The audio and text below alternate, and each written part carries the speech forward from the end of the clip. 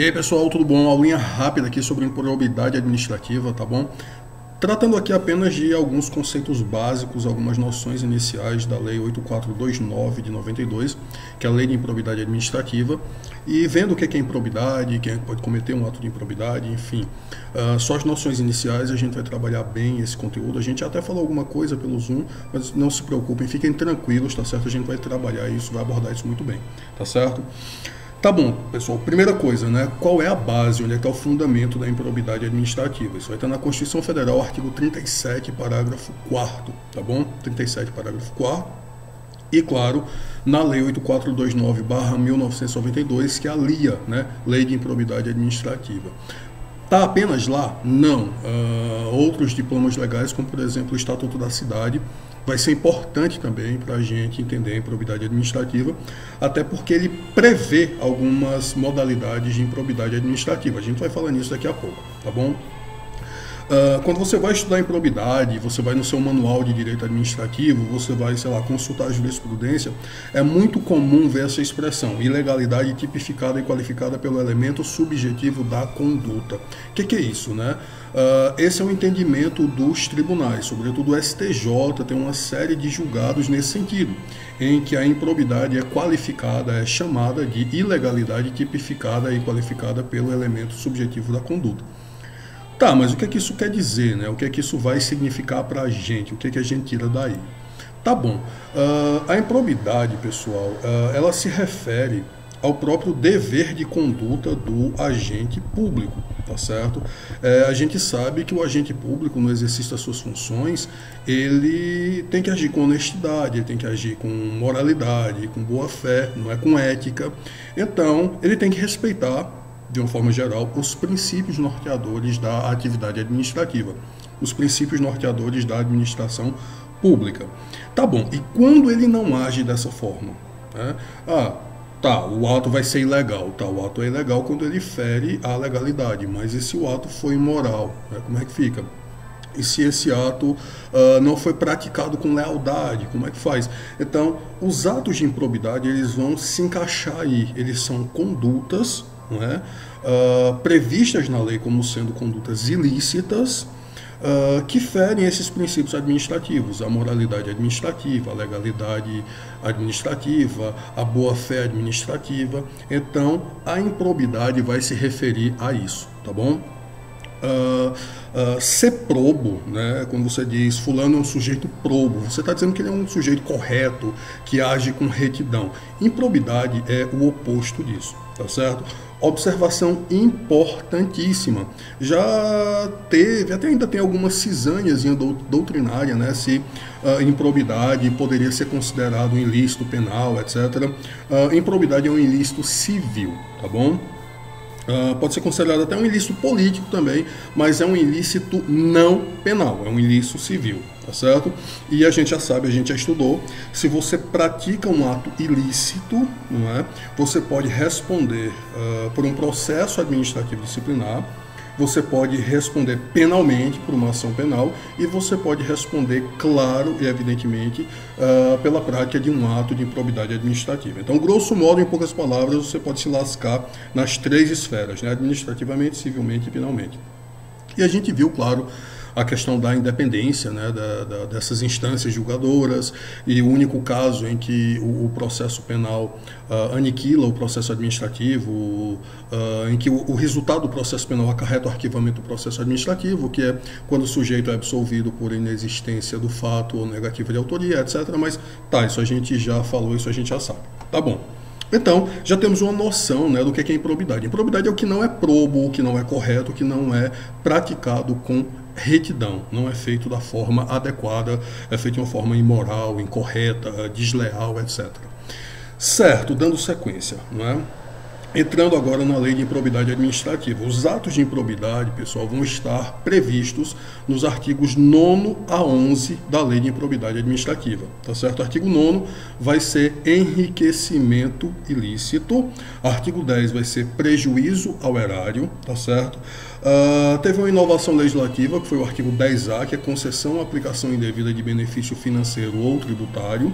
E o artigo 11 é atentado contra princípios. São os atos de improbidade que atentam contra princípios administrativos, tá certo? Com relação ao enriquecimento ilícito, é interessante a gente ter a noção, a gente lembrar que são aquelas condutas que acarretam, não é, um aumento, uma incorporação ao patrimônio do sujeito que praticou o ato, tá certo? Então, era algo da administração pública e foi acrescido ao meu patrimônio, foi incorporado ao meu patrimônio, tá certo? Então, isso, claro, é enriquecimento ilícito, né? E também os atos nos quais o agente não gasta do que é seu, ele usa a estrutura da administração pública para economizar o que é seu. Então vou dar um exemplo aqui bem simples e que não acontece na vida real, nunca aconteceu em nenhuma repartição pública. Sei lá, o sujeito é um agente público e vai lá e fica usando a impressora, né, do órgão público para imprimir tudo o que ele precisa. Então uma apostila de 1.500 páginas ele vai lá e imprime. Ele está ficando mais rico com isso? Não necessariamente, mas ele está gastando a impressora dele. Então, outro fato que não aconteceu, tá certo? É fictício. Então, o agente público pegou a ambulância do município e foi para um rodeio numa cidade vizinha, né? Poxa, Paulo, mas ele não ficou rico, ele até, sei lá, gastou dinheiro lá no rodeio, tomando cachaça, uísque, qualquer coisa. Tá, mas ele economizou o dele, tá certo? Ele deixou de depreciar o carro dele, deixou de gastar a gasolina do carro dele. Então, se ele economizou o que é dele, ele pratica um ato de enriquecimento ilícito, tá bom? Isso está previsto lá no artigo 9º da Lei de Improbidade Administrativa. Quando você estiver dando uma lida no artigo 9º, você vai ver que a maior parte dos verbos do artigo 9º sugerem algo que incorpora, né, algo para dentro do patrimônio do particular. Então são verbos como receber, adquirir, incorporar, etc. Tá bom? Certo? Isso é enriquecimento ilícito. Você acresce ao seu patrimônio ou você economiza o que é seu. Tá bom? Atos que caracterizam prejuízo ao erário, não é? Ou dano ao erário. Que atos são esses? Pessoal, os atos, né, que são típicos de dano ao erário são aqueles atos nos quais você não enriquece a você, supondo que você seja um agente público, tá certo? Mas você enriquece a outrem, você enriquece a outra pessoa, não é? Ou pelo menos faz com que essa outra pessoa economize o patrimônio dela. Então aqui, em vez de você fazer a xerox da apostila para você, você faz para um amigo seu, tá certo? Você não economizou o que era seu, né? Você não incorporou nada ao seu patrimônio, você apenas fez um favor ao seu amigo. Se o seu amigo foi ingrato, ele nem sequer lhe diz obrigado, né? Mas você acresceu algo ao patrimônio dele, ou pelo menos economizou para ele. Então você praticou um ato de dano ao erário, tá certo? Você não enriqueceu, mas você provocou esse dano, esse prejuízo ao erário. Certo.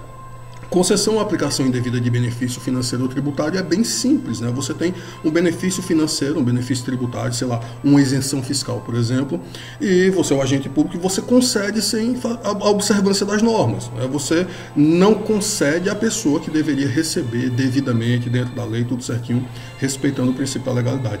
Então, se você faz essa concessão, realiza essa concessão indevidamente, você está praticando esse ato de improbidade, tá bom? Atentado contra princípio, né, que vai estar lá no artigo 11, é uma modalidade mais genérica, tá certo? Então, tudo que não se enquadra exatamente em enriquecimento ilícito, dano ao erário ou concessão, aplicação indevida de benefício financeiro ou tributário, vai se encaixar em atentado contra princípio, tá certo? Só para a gente ter um exemplo aqui, até uma casca de banana interessante, né? Se você atenta contra uma licitação, se você frauda uma licitação, tá certo? Você está cometendo um ato de improbidade. Em qual modalidade? Dano ao erário. Por quê? Porque o objetivo da licitação, a gente estudou lá em Administrativo 1, é obter a melhor proposta para contratar com a administração pública. Não necessariamente a mais barata, mas a melhor proposta, né? E se você impede que a administração pública obtenha a melhor proposta, você está gerando um dano ao erário. Tá certo? Tudo bem, tudo tranquilo, tudo certinho, perfeito, não tem problema nenhum, bom danado. Certo? E se você frauda não uma licitação, mas um concurso público? E aí? Isso é ato de improbidade? Certamente é, né? Você não está agindo com retidão, não está agindo de forma correta, isso vai ser, claro, um ato de improbidade. Tá, mas em que modalidade? Enriquecimento ilícito, estranho, né? Dano ao erário, não necessariamente. Sei lá, você nomeou o segundo colocado e não o primeiro. Você atentou contra o concurso público, mas não necessariamente você gera um prejuízo para a administração. O segundo colocado vai lá, toma posse, né? É nomeado, toma posse, entra em exercício, tudo certinho, fica trabalhando, o que ele vai receber pelo que ele trabalhou. E aí, vai se enquadrar em que modalidade? Se você atenta contra um concurso público, você está atentando contra um princípio, tá certo? Então, contra a licitação é dano ao erário, contra concurso é contra princípio, tá certo? Atentado contra princípio administrativo. Pessoal, observação importantíssima. A LIA, a Lei de Improbidade Administrativa, ela não exaure os atos de improbidade, tá certo? Existem atos de improbidade administrativa que estão fora da Lei de Improbidade Administrativa. Isso é muito importante, por quê? Porque quando você vai estudar no seu livro, no seu manual, geralmente você só vai ver os atos da Lei de Improbidade. Às vezes o cara coloca só uma notinha de rodapé, dizendo que tem outras leis, outras normas, às vezes ele nem comenta, tá certo? E só para a gente ter um exemplo disso, né, o melhor exemplo de previsão de ato de improbidade fora da LIA, fora da Lei de Improbidade Administrativa. O Estatuto da Cidade, né, em seu artigo 52, vai dispor que o prefeito incorre em improbidade administrativa quando 2. Deixar de proceder no prazo de 5 anos o adequado aproveitamento do imóvel incorporado ao patrimônio público, conforme o disposto no parágrafo 4º do artigo 8º dessa lei. Primeira coisa, né? Primeira observação importantíssima. Pablo, cadê o inciso 1? Você esqueceu o inciso 1. Não, o inciso 1 foi vetado, tá certo? O veto foi mantido. E aí, a lista de incisos vai começar realmente no inciso 2. Então, quando ele não realiza o adequado aproveitamento do imóvel incorporado ao patrimônio público, nos termos do próprio Estatuto da Cidade, ele está praticando um ato de improbidade. Aqui é o prefeito, tá certo? O Estatuto da Cidade prevê que esses atos são praticados pelo prefeito, ou podem ser praticados pelo prefeito. 3. Utilizar áreas obtidas por meio do direito de preempção em desacordo com o disposto no artigo 26 dessa lei. Então, você utiliza essas áreas de forma irregular, tá certo? Aplicar os recursos auferidos com a outorga onerosa do direito de construir de alteração de uso em desacordo com previsão no artigo 31 dessa lei. O Estatuto da Cidade é ótimo, né? Ele é tipo um jogo, sei lá, um banco imobiliário. Avance 3 casas, volte 3 casas, avance 5 casas, agora volte para o começo. Ele é assim, tá certo? 5. Aplicar os recursos auferidos com operações consorciadas em desacordo com o previsto no parágrafo 1º do artigo 33 dessa lei. Impedir ou deixar de garantir os requisitos contidos nos incisos 1 a 3 do parágrafo 4º do artigo 40 dessa lei e por aí vai. Aqui, pessoal, é lógico que você não está estudando direito urbanístico ainda, não é? Pelo menos não na nossa disciplina, a gente tem uma disciplina específica para isso, né? O que você precisa perceber aqui é inciso 4º, né? Aplicar os recursos auferidos com a outorga onerosa do direito de construir, etc. Ele está aplicando esses recursos de forma indevida, de forma ilegal, não está respeitando a lei. Inciso 5. Aplicar os recursos auferidos com operações consorciadas, mais uma vez, de forma irregular, tá certo? Inciso 6. Impedir ou deixar de garantir os requisitos contidos nos incisos 1 a 3 do parágrafo 4º do artigo 40. Então, ele não está garantindo alguns requisitos aí que são importantes. Tá, Pablo.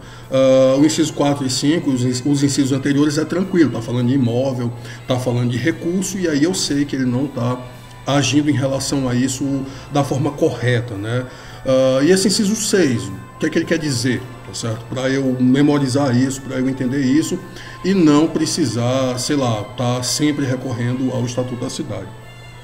O inciso 6 vai se referir ao artigo 40, né? E o artigo 40 do Estatuto da Cidade, por sua vez, vai falar no plano diretor, tá certo? Que é aprovado por lei municipal e é um instrumento básico, né? Vai ser um instrumento básico da política de desenvolvimento, expansão urbana, etc. Tá bom? O parágrafo 4º do plano diretor vai falar que o poder executivo e legislativo do município vão garantir uma série de coisas para a construção e elaboração desse plano diretor, como a realização de audiências públicas, a publicidade de todos os documentos e informações produzidas, o acesso a qualquer interessado, qualquer pessoa que queira saber aos documentos e informações que sejam produzidas, os dados, etc. Então, está relacionado ao plano diretor, tá certo? Então, se você, enfim, faz o plano diretor, né, procede de forma errada em relação ao plano diretor, você também está praticando um ato de improbidade administrativa. E ainda no Estatuto da Cidade, inciso 7, deixar de tomar as providências necessárias para garantir a observância do disposto no parágrafo 3º do artigo 40 e no artigo 50 dessa lei, que também são relacionados ao plano diretor, tá certo? Se a memória não me trai, o parágrafo 3º vai dizer que o plano diretor tem que ser revisto a cada 10 anos, né? Porque o município vai mudando, vai crescendo, ou sei lá, vai diminuindo, as pessoas vão indo embora e vai se transformando, né? E o plano diretor tem que ser revisto, tem que ser atualizado. E o artigo 50 é a obrigatoriedade, né? Se refere aos municípios que precisam de fato ter o plano diretor. Então, quando o prefeito, né, não utiliza os recursos públicos, os imóveis, ou não age da forma correta em relação ao plano diretor, não cumpre as normas do Estatuto da Cidade em relação ao plano diretor, grosso modo, muito resumidamente, ele está cometendo o ato de improbidade também, tá certo? Por que eu adentrei, né, aprofundei mais o plano diretor e não os incisos 1 a 1 dos artigos 9, 10, 10A e 11 da Lei de Improbidade? Porque a Lei de Improbidade você acha em todo o livro, né? Os atos de improbidade do plano diretor, os autores geralmente negligenciam um pouco, tá certo?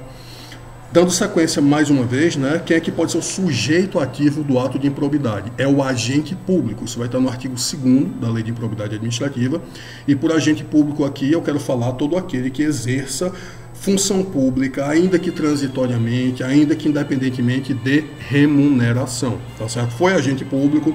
Lá, nossa segunda aula de Direito Administrativo, foi agente público, o sujeito está apto a praticar ato de improbidade. Ah, Pablo, mas ele estava trabalhando de graça, não estava recebendo nada. Sim, mas ele pode cometer ato de improbidade.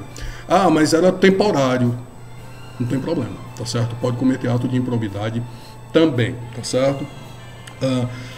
Fica uma duvidazinha, né? Geralmente o pessoal confunde. E o particular? Ele pode praticar um ato de improbidade administrativa sozinho? Não, tá certo?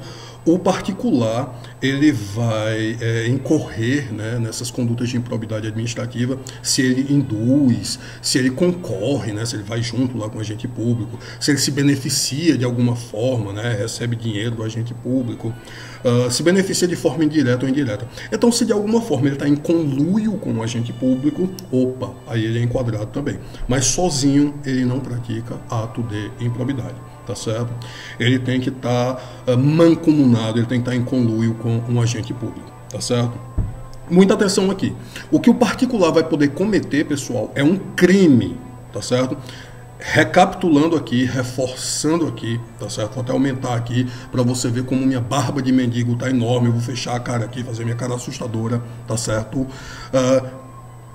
Guardem isso, memorizem isso. Improbidade não é crime. Tá certo? Não é crime. É um ilícito civil. Tem sanções severas? Tem. Muitas vezes mais graves do que um processo penal aí que o sujeito vai pagar a cesta básica, qualquer coisa assim. Mas improbidade não é crime. Improbidade é um ilícito civil. Tá certo? A Lei de Improbidade Administrativa, ela vai prever um único crime. Tá certo? E esse crime é praticado pelo particular e apenas pelo particular. Que particular é esse? O que faz representação falsa, tá certo? Então, se ele faz uma representação que ele sabe que é falsa, ele comete um crime, o único crime que é previsto na Lei de Improbidade Administrativa, tá bom? Assustei você com a minha barba quase no umbigo, tá certo? O meu cabelo assanhado e a minha cara de mal. Agora eu vou reduzir aqui, vamos seguir na nossa aula, tá bom? Certo. Pablo, que crime é esse? Mostra o artigo, vamos ver daqui a pouco. Guarda só isso, tá certo? O sujeito ativo do ato de improbidade é o agente público, tá bom? O particular pode praticar um ato de improbidade se ele tiver em conluio com o agente público, e a única coisa que o particular faz sozinho, nos termos da lei de improbidade administrativa, é cometer um crime, tá certo? Que é o único crime que está previsto na lei de improbidade, tá bom? Tudo certinho? Vamos seguir. Certo, pessoal, dando sequência, né? Quem é que pode ser o sujeito passivo? Quem é que sofre o ato de improbidade administrativa? Artigo 1º da LIA, da Lei de Improbidade Administrativa. Administração direta ou indireta. Do medo do município, do estado, do Distrito Federal ou da União. Foi a administração direta ou indireta, pode sofrer um ato de improbidade administrativa. Apenas a administração do medo de qualquer um dos poderes, executivo, legislativo, judiciário, não. Se você tiver uma entidade, tá certo, cuja criação, né, para cuja criação o poder público participou com mais de 50% do seu desse valor da sua criação, tá certo? Ou cuja receita anual, né, mais de 50% dessa receita, mais de 50% desse dinheiro vem do poder público, pode sofrer um ato de improbidade também. Pode ser vítima de um ato de improbidade também. Então, administração direta ou indireta de quaisquer dos poderes, tá certo? Do município, do estado, do Distrito Federal, da União, tá certo? Ou, né, entidade para cuja criação ou custeio o erário haja concorrido ou concorra com mais de 50% do patrimônio ou da receita anual, tá certo? Tá bom, só isso? Não. O parágrafo único, né, do artigo 1º vai vir para confundir um pouco a gente, porque ele vai dizer que a entidade que porventura receba subvenção, benefício ou incentivo fiscal, aquela pode até não estar recebendo dinheiro, ela recebeu só uma isenção, ela deixou de pagar um tributo, tá certo? Incentivo fiscal creditício de órgão público, bem como daquelas para cuja criação ou custeio o erário haja concorrido ou concorra com menos de 50% do patrimônio ou da receita anual, ou seja, se o poder público, se o erário entrou com R$1, que seja, tá certo? Ou ao longo do ano, né, R$1 veio do poder público, essa entidade também vai sofrer o ato de improbidade. Poxa, Pablo, que confusão, né? O caput do artigo 1º vai falar administração direta, indireta ou entidade com mais de 50%, aí o parágrafo único vai falar menos de 50%, qual é a diferença? Se for até 50%, se for 50% ou menos, né, se for menos de 50%, para ser mais preciso, para colocar nos termos da lei, a sanção vai ser apenas patrimonial. Então, pessoal, se for administração direta ou indireta, tá certo? Do município, estado, Distrito Federal ou da União, tá certo? De quaisquer dos poderes, ou se for entidade que mais da receita venha da administração, todas as penalidades poderão ser aplicadas. Que penalidades são essas? Suspensão de direitos, multa, proibição de contratar com a administração, todas as penalidades, tá certo? Por outro lado, se for entidade que recebe até 50%, menos de 50%, portanto, serão aplicadas a quem cometeu o ato de improbidade, ao infrator, apenas as sanções patrimoniais, tá certo? Apenas sanção patrimonial. Vai pegar no bolso, que é onde pesa realmente. Certo? Legitimidade para propor a ação de improbidade. Quem é que vai ter legitimidade? Isso é o artigo 14 a 18 da Lei de Improbidade Administrativa. O Ministério Público, tá certo? Promotor de Justiça, portanto, o Ministério Público, ou a pessoa jurídica interessada. Pablo, a pessoa jurídica interessada é a que sofreu o ato, né? Só ela? Não. Qualquer pessoa jurídica que tenha, de fato, o interesse no processo. A gente não falou mais cedo da licitação, né? Atentado contra a licitação. Imagina que você tem uma empresa, você está participando de um processo de licitação e você perdeu a licitação, mas você percebe que houve uma fraude. Opa, você é uma pessoa jurídica interessada, tá certo? Se você está envolvido no processo, você é uma pessoa jurídica interessada, tá bom? Então esses são os legitimados para propor a ação. Aí você olha para mim e pergunta, Pablo, e eu, particular, não tenho nenhum vínculo com a administração, não estou participando de nenhum processo, não sou a pessoa jurídica interessada, né? O que eu posso fazer? Você pode exercer o direito de representação. Isso vai estar no artigo 14 da lei, né?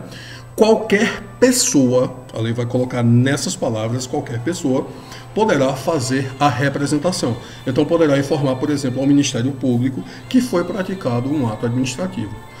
Um ato de improbidade administrativa, perdão. Praticar um ato administrativo é ótimo, né? Você vai chegar lá no promotor, o promotor foi praticado um ato administrativo, ele vai olhar e dizer, muito bem, está estudando direito administrativo, né? Está sabendo. Tá, um ato de improbidade, tá certo? Eu deveria até editar esse vídeo, mas eu vou deixar do jeito que tá, porque, enfim, para vocês pelo menos rirem um pouco, né? Se divertirem um pouco. Certo. Então, direito de representação, qualquer pessoa. E, lógico, é só chegar lá e falar, quanto mais informações você levar, quanto mais provas você levar, mais vai facilitar o processo, tá bom? Você só tem que tomar cuidado com uma coisa. Se você fizer a representação que você sabe que é falsa, tá certo? Presta atenção aqui. Você tá, né, chegou no Ministério Público, tá lá acusando, né, a pessoa de ter cometido um ato de improbidade, e você sabe que isso não é verdade, você sabe que isso é falso, que aquela pessoa não praticou aquele ato. Nesse caso, você comete o único crime previsto na lei, que foi o que eu falei mais cedo, tá certo? Tá lá no artigo 19. Constitui crime a representação por ato de improbidade contra agente público ou terceiro beneficiário, quando o autor da denúncia o sabe inocente. Então, se você sabe que ele é inocente, você está cometendo esse crime. Se você olhar para mim e disser, poxa, Paulo, eu não tinha certeza, eu achava que ele realmente tinha praticado. Tudo parecia que ele tinha praticado. Sei lá, ele postou na rede social que tinha praticado. Eu não sabia que era uma brincadeira dele, uma trollagem, uma mentira. Nesse caso, você não teve o dolo, né? Você achou que de fato ele tinha praticado. Então você fez a representação exercendo o seu papel de cidadão. Mas se você sabia que era falso, né? Se por acaso, sei lá, for provado contra você, né, tiver um vídeo seu, eu vou fazer uma representação falsa, aí você está cometendo esse crime, tá bom? A pena, detenção de 6 a 10 meses e multa. Então também não é uma pena tão grave, tá certo? Só voltando um pouquinho, pessoal, no caso da improbidade, né, ainda na improbidade, quando o Ministério Público propõe a ação, ele chama a pessoa jurídica interessada para acompanhar o processo, né? E quando a pessoa jurídica interessada move a ação de improbidade, o Ministério Público é chamado como custos legis, né, como fiscal da lei, né? Só para a gente dar o fechamento, só para a gente encerrar isso. E é isso, fechamos a improbidade administrativa. Espero sinceramente que tenham gostado, que estejam gostando, e vamos estudar direito administrativo. Bora arrochar o nó no direito administrativo,